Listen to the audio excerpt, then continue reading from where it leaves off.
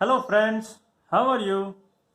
I am your friend Kiran Deshpande, and today we are going to have more information about importance of chit chat activities. Friends, आपण जर 8वी, 9वी आणि 10वीच्या इंग्रजी विषयाची पुस्तके बघितली तर प्रत्येक लेसन किंवा पोयम सुरू होण्याच्या अगोदर वॉर्मिंग अप अंतर्गत चिटचॅट ॲक्टिव्हिटी दिलेली असते. आता ह्या चिटचॅट ॲक्टिव्हिटीमध्ये परत छोट्या छोट्या ॲक्टिव्हिटीज दिलेल्या असतात. सर्वप्रथम आपण वॉर्मिंग अप म्हणजे काय ते बघूया. बघा, एखादा खेळ सुरू होण्याच्या अगोदर खेळाडू वॉर्मिंग अप करतात, म्हणजे तो खेळ खेळण्यासाठी शारीरिक तयारी करतात. तशी ती मानसिक तयारी देखील असते. तसेच आपल्याला पोयम किंवा लेसन शिकण्या अगोदर मानसिकदृष्ट्या तयार होणे महत्त्वाचे असते. म्हणून ही चिटचॅट ॲक्टिव्हिटी आपल्यासाठी लेसन किंवा पोयम शिकण्याची एक मानसिक तयारी होय. थोडक्यात सांगायचे तर लेसन किंवा पोयम शिकण्यासाठी तयार होणे म्हणजे चिटचॅट ॲक्टिव्हिटी होय. फ्रेंड्स, आता चिटचॅट म्हणजे काय हे बघूयात. आता चिटचॅट याचा अर्थ अनौपचारिक संभाषण, गप्पा गोष्टी असा होतो. म्हणजे पोयम किंवा लेसन शिकण्याच्या अनुषंगाने गप्पा गोष्टी अंतर्गत विविध प्रश्न विचारल्या जातात. चिटचॅटमुळे विद्यार्थी शिकण्यासाठी सतर्क होतात किंवा तयार होतात. म्हणजे त्यांच्या आता लक्षात येतं की आता आपल्याला हे शिकायचे आहे, पोयम शिकायचे किंवा लेसन शिकायचं आहे. फ्रेंड्स, आता आपण बघूयात चिटचॅट ॲक्टिव्हिटी अंतर्गत कोणकोणत्या छोट्या छोट्या ॲक्टिव्हिटीज आपल्या पुस्तकामध्ये दिलेल्या असतात. अर्थात ह्या सगळ्या ॲक्टिव्हिटीज मी तुम्हाला उदाहरणादाखल देत आहे. बघूयात. याच्यामध्ये असतात डिस्कशन म्हणजे चर्चा करायची, वरती दिलेली असते चिटचॅट ॲक्टिव्हिटी आणि खाली वेगवेगळ्या ॲक्टिव्हिटीज दिलेल्या असतात. त्यामध्ये चिटचॅट ॲक्टिव्हिटीज अंतर्गत discussion, complete the following, match the following, एखादा फोटो दिलेला असतो आणि त्या फोटोवर आधारित काही प्रश्न विचारले जातात. काही प्लॅनिंग करण्यासाठी दिलेले असते किंवा तुमचे फ्युचर प्लॅनिंग काय आहे, किंवा तुम्ही एखाद्या ठिकाणी गेलात आणि मग तुम्हाला त्याची प्लॅनिंग करायची, असे काही प्रश्न असतात. काही ॲक्रॉस्टिक दिलेले असतात. वाक्यात वापरलेला शब्द नाउन आहे का वर्ब आहे का ॲडजेक्टिव्ह आहे हे तुम्हाला ओळखायचे असते. An example is given.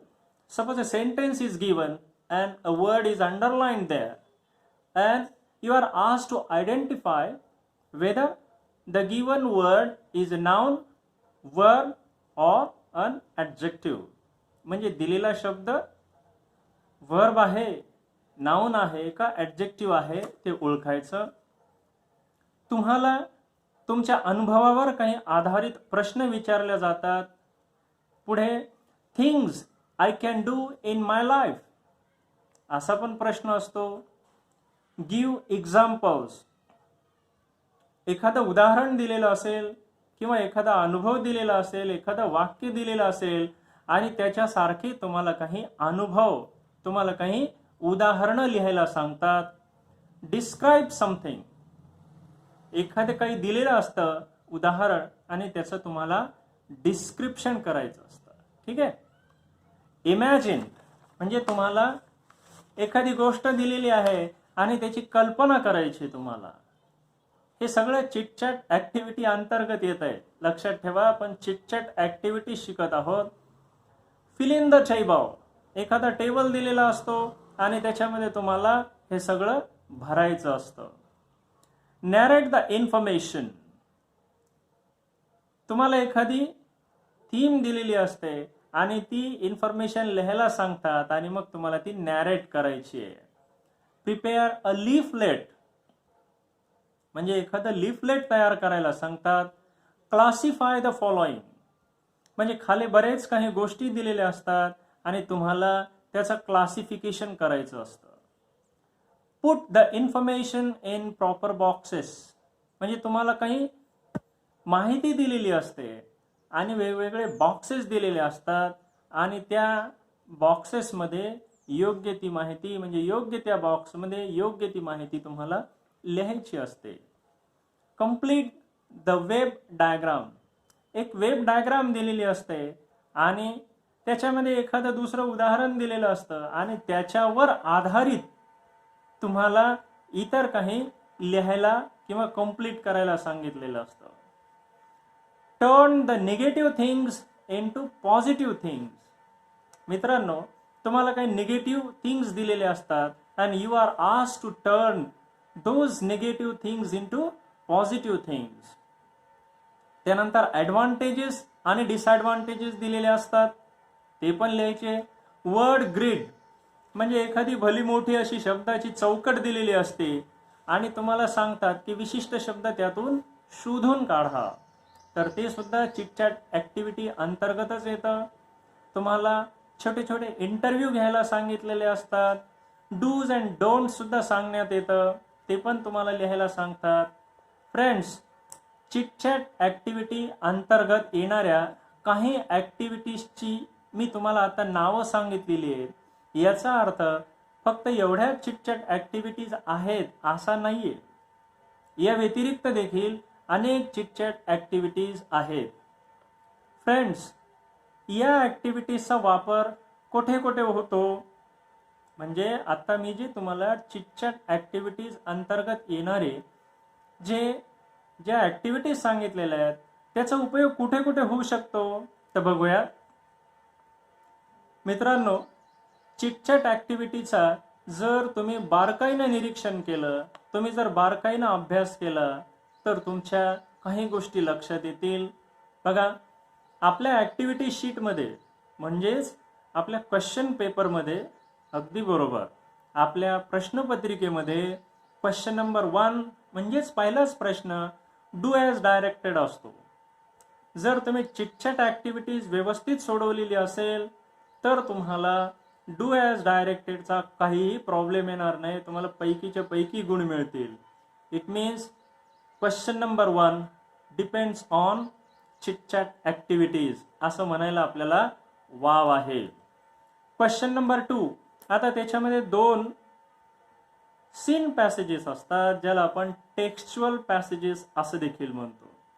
आता ह्या सीन पॅसेजचे जे शेवटचे प्रश्न असतात म्हणजे A5 आणि B5 हे असतात पर्सनल रिस्पॉन्स क्वेश्चन्स. तर हे देखील त्याच्यावरच आधारित असतात. त्यानंतर क्वेश्चन नंबर 3 रायमिंग वर्ड्स. आता रायमिंग वर्ड्स तुम्ही जर कविता वाचलेली असेल, चिटचॅट ॲक्टिव्हिटीज व्यवस्थित सोडवलेल्या असतील तर you can do it very easily. त्यानंतर क्वेश्चन नंबर 4 त्याच्यामध्ये सुद्धा तो असतो non textual passage. Non textual म्हणजे अनसीन पॅसेज. आता याच्यामध्ये सुद्धा पर्सनल रिस्पॉन्स क्वेश्चन्स असतो, तो देखील चिटचॅट ॲक्टिव्हिटीवर आधारित आहे. अजून समरी रायटिंग आहे, तो देखील चिटचॅट ॲक्टिव्हिटीवर आधारित आहे. क्वेश्चन नंबर 5B, आता यामध्ये डायलॉग रायटिंग. सुरुवातीला 1 मार्काचा 1 असतो, तो याच्यावरच आधारित असतो आणि नंतर 3 मार्काचा 1 असतो. इट मीन्स डायलॉग रायटिंगमध्ये सुद्धा तुम्हाला चिटचॅट ॲक्टिव्हिटीजचा उपयोग होतो. स्पीच रायटिंग, भाषण लिहिण्यासाठी सुद्धा उपयोग होतो. Information transfer, question number 6 information transfer, verbal to non verbal and non verbal to verbal. याच्यामध्ये सुद्धा याचा उपयोग होतो. न्यूज रिपोर्ट, स्टोरी रायटिंग, त्यानंतर क्वेश्चन नंबर 7 ट्रान्सलेशन, यामध्ये सुद्धा चिटचॅट ॲक्टिव्हिटीजचा उपयोग होतो.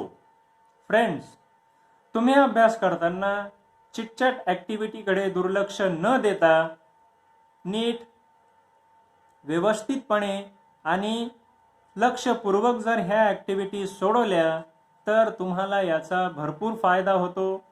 यामुळे तुमचा आत्मविश्वास तर वाढतो आणि तुमच्या एक लक्षात येतं की अरे हे तर सोपं आहे, आपल्याला येतं हे. आणि दुसरी गोष्ट, सगळ्यात महत्त्वाची गोष्ट, तुम्हाला गुणही चांगले मिळतात, म्हणजे तुम्हाला खूप छान मार्क्स मिळतात. ह्या ॲक्टिव्हिटीज सोडवण्यासाठी तुम्ही एखादी वही करा, एखादं रजिस्टर करा आणि त्यामध्ये तुम्हाला जसं जसं जमेल तसं ते सोडविण्याचा प्रयत्न करा. पण मित्रांनो, मी तुम्हाला एक गोष्ट गांभीर्याने सांगतो की चिटचॅट ॲक्टिव्हिटीजकडे तुम्ही अजिबात दुर्लक्ष करू नका. उलट मी असं म्हणेल की जेव्हा तुम्ही अभ्यास करायला बसता, लेसन असेल, पोयम असेल, ते सुरू करण्याच्या अगोदर चिटचॅट ॲक्टिव्हिटीज सोडवा. याचा तुम्हाला निश्चितच फायदा होईल, मला याची खात्री आहे. फ्रेंड्स, मी तुम्हाला सुरुवातीला वॉर्मिंग अप म्हणजे काय हे सांगितलं, त्यानंतर चिटचॅट ॲक्टिव्हिटी म्हणजे काय ते सांगितलं, आणि चिटचॅट ॲक्टिव्हिटीजमध्ये कोणकोणत्या ॲक्टिव्हिटीज येऊ शकतात त्यांची काही नावं सांगितली. याच्या व्यतिरिक्त देखील अजून आहेत. फ्रेंड्स, तुम्हाला मी आज सांगितलेली माहिती आवडली असेल तर लाईक करा, कमेंट करा, आणि तुम्हाला या पुढील जर व्हिडिओज बघायचे असतील तर या चॅनलला सबस्क्राईब करा. थँक्यू.